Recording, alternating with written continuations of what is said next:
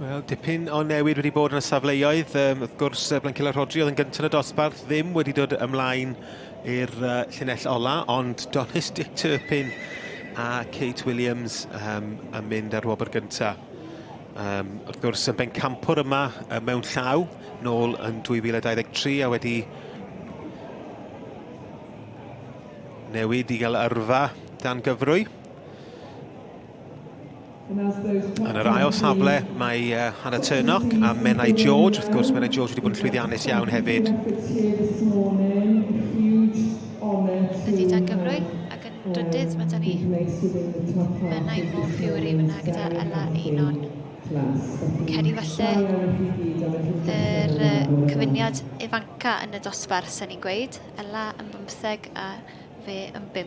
Mae'n siŵr bydd Ela'n ymfachio yn y llwyddiant yma yn y Sioe ac bedwerydd Amy Devane yn marchogaeth Rhyd Eilian Telynor. Wrth gwrs, cennin y llydd yma mewn llaw hefyd. Goes to 1486. That's Kate Williams with Donis Dick Turpin. Bimed, Donis Downis. Goes to 1482. Ac ar ochr yma'r llinell wedyn, mae Blancilla Penny. Katie Mary Payne a Abby Bowen fyna ar y pen felly.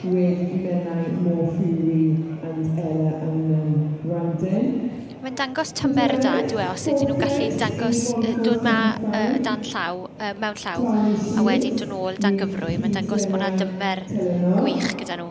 Yn ei chwarae teg, mae yn amlwg.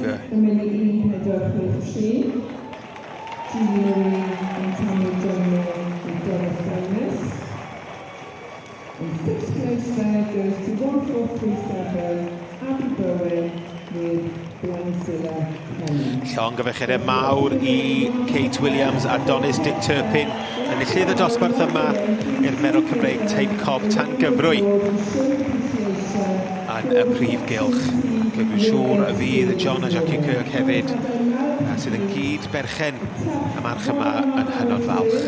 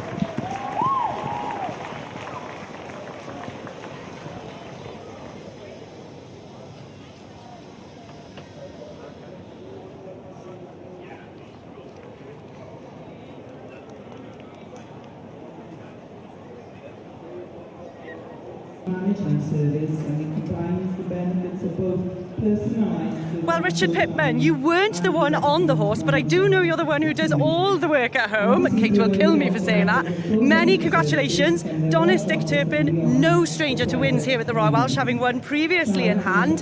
How is it feeling now? There's not much left for him to win. No, it's tremendous, to be honest. You know, you come to a show like the Royal Welsh and he's been very fortunate to do it in hand and now under saddle, and it just goes to show the breeding and the nature of this pony on he can do the both. So I think you're being quite modest there. There's a lot of hard work that goes into these ponies at home as well, and Kate of course wasn't pulled top. She wasn't in the top few, to be honest, so it was such a surprise to come up to first. How did you feel when you saw her trotting forward? You know, you can't describe the feeling that you get, but you give the ride judge a hell of a ride, and it goes to show that, you know, the work that Kate puts in goes to show that, you know, you can get on board, and he performs like he did, and very proud of them both, very, very proud. And of course the reason Kate isn't here with us is she's riding in the next class again, so you're a very busy morning, a very successful morning so far. Many, many congratulations. Llongyfarchiadau mawr iawn I chi. Thank you very much.